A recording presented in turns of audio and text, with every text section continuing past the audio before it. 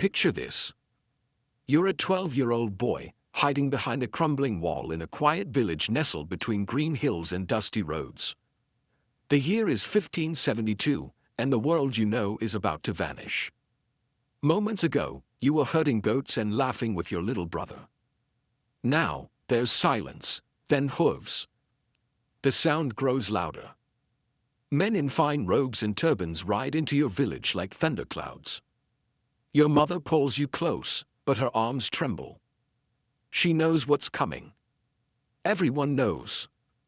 It's Tifsum season. The Sultan's collectors have arrived. They don't ask, they don't beg. They point.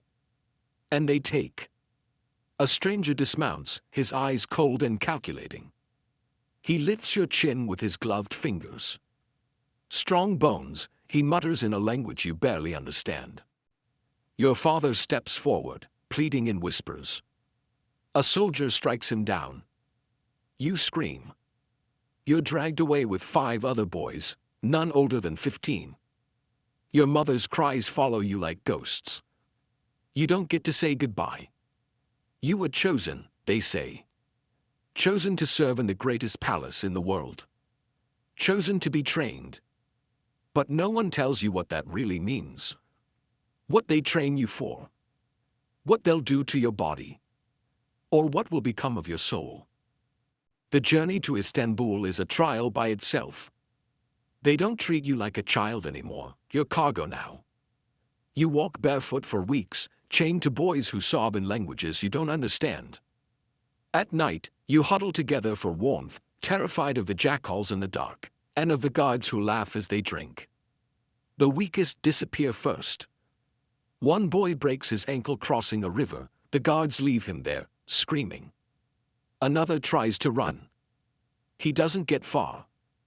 That night, you hear what's left of him being dragged back to camp. The next morning, you see the blood on the ground. Nobody speaks of it. As the days stretch on, you stop crying. You stop asking why. Hunger gnaws at you like a rat in your belly, but worse is the fear. Fear of what's waiting. Because the older boys whisper things about eunuchs, about locked doors, about how some are taken not to fight for the Sultan, but to entertain him. Not with swords or music, but with something else. Something they don't explain. You don't want to believe it. You cling to the lie that you were chosen for greatness. But that lie is already unraveling. And Istanbul is still days away. You arrive in Istanbul with blistered feet and a heart that no longer remembers hope. The city is magnificent, soaring minarets, golden domes, palaces gleaming under the sun. But to you, it feels like a well-decorated prison. The palace gates rise before you, tall and merciless. Inside, the world changes. Guards speak in clipped voices, eunuchs size you up like livestock, and the smell, frankincense, sweat, fear, clings to every breath. You are taken to a courtyard where they line you up with other boys. An official walks past slowly, inspecting every face like he's choosing ripe fruit.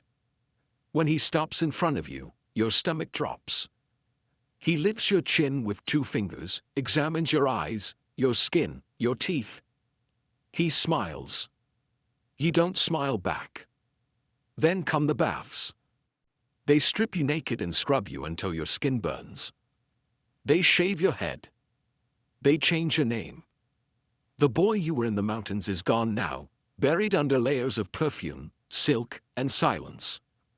That night, you sleep in a room filled with other children, none of whom speak. But their eyes, haunted, hollow, say enough. You are not alone. You are not safe. And this, they tell you, is just the beginning. You were given a new name. Mehmet. Your old one, Greek or Bulgarian or Serb, was erased without ceremony, just as easily as they had shaved your head and scrubbed your skin until it bled. They told you conversion was a privilege. That entering Islam was your honor. But even at 12, you knew what it meant to speak words you didn't believe just to survive. The ceremony was elaborate, chanting, incense, gilded fabrics, as if the performance could disguise the violence of what was being done. You stood still while they pressed new clothes into your arms, stiff and embroidered, nothing like what you wore at home. And then came the taking of your cross, the small one your mother gave you when you were a child, kissed by her hands so many times it carried her scent. A eunuch found it hidden in your bedding. He didn't speak. He just took it and walked away, and with it, the last piece of home vanished from your world. You felt hollow that night, surrounded by other boys who had also been emptied. Some cried silently, their faces buried in silk pillows. Others stared into the dark like animals that had given up trying to escape the cage. You didn't cry. But something inside you did. The palace was a gilded labyrinth, marble corridors, mosaic ceilings, fountains that never ceased to whisper. But behind every curtain, danger lurked. You learned quickly that beauty in this place was a curse. Boys with softer features, long lashes, and quiet manners were watched more closely, chosen more often, and broken faster. You were one of them. And they noticed. Your first encounter came not from a soldier or official, but from another boy, older, elegant, terrifyingly calm. He approached you at night with a bowl of honeyed almonds and a warning disguised as kindness. "Don't resist too hard," he whispered, "it makes them angry." His touch on your shoulder felt like a trap closing. You wanted to run, scream, vanish, but you did nothing. Because you knew. Everyone knew.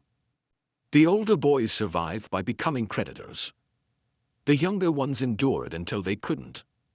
The palace didn't need whips or chains. It had perfected psychological warfare, affection given like bait, then withdrawn like punishment.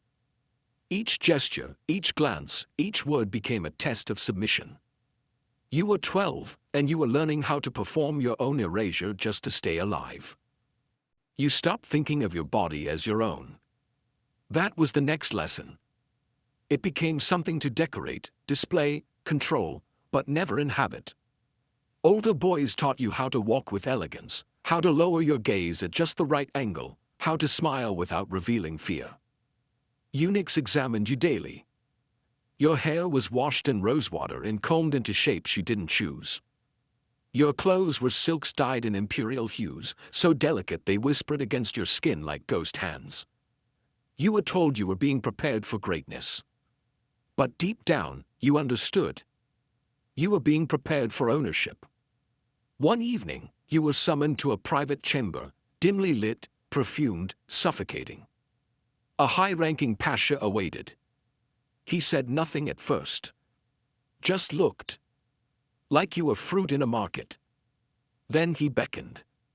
You obeyed. Not because you wanted to, but because disobedience meant public humiliation, a beating, or worse, being passed over, forgotten, discarded. The palace had no use for broken toys. That night didn't end with screams. It ended in silence. And when you returned to your dormitory, no one asked what happened. They just looked at you differently. Like you were no longer one of them, but one of his. You began to notice the hierarchy more clearly now. Who sat closer to the fire? Who had silk bedding? Who was called on by name during lessons, and who was ignored? Power inside the palace didn't come from books or prayers, it came from proximity. To the eunuchs. To the officials. To the Sultan himself. Some boys became favorites. They were given better food, finer clothes, private tutors. But everyone knew what the price was. You watched one boy, Arda, transform in weeks. His sharp tongue dulled, his laughter disappeared, replaced by perfect obedience. He spoke only when spoken to. He never looked anyone in the eye. But when his name was called in the courtyard, others stepped aside. He had become untouchable and unreachable. Then there were the ones who resisted, quietly. They prayed in secret, carved initials into hidden corners, passed forbidden lullabies in whispers. Their defiance didn't last. One by one, they vanished. No announcement. No ceremony. Just an empty bed, folded sheets, and a silence that echoed through the marble halls like a warning. You learn quickly, in the palace, forgetting who you were was not a tragedy. It was survival. The older boys taught you more than the teachers ever could. Not in words, but in gestures, glances, silences. They showed you how to fold your sash to signal availability. How to smile just enough to please without inviting danger. How to walk gracefully past a superior without attracting too much attention, or too little. Everything was a signal, a negotiation, a defense. There was one boy, Yusuf, who used to sing. His voice could quiet an entire dormitory, aching with something pure and forgotten. But the moment a high-ranking official heard him, everything changed. Yusuf stopped singing. He stopped smiling.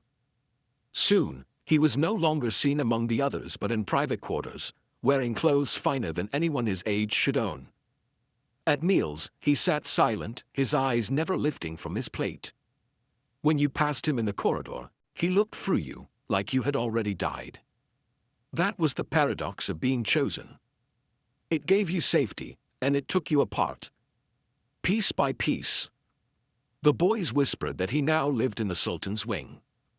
And though no one said it aloud, everyone knew what that meant. You begin to understand that beauty here is not a gift. It's a sentence.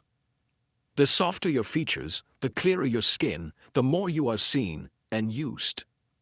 Some boys start to harm themselves, scratching their faces in secret, burning their skin with candle wax, hoping scars might save them from a fate worse than pain. You remember one boy, his name was Halil, who drank ink to make himself sick. It worked, for a while. He was left alone as his body withered, bones pressing through his skin like secrets he couldn't keep anymore. But then one day, the court physician took interest in his fragility, called it aesthetic, and Halil was taken away. That's when you truly understood, there was no hiding.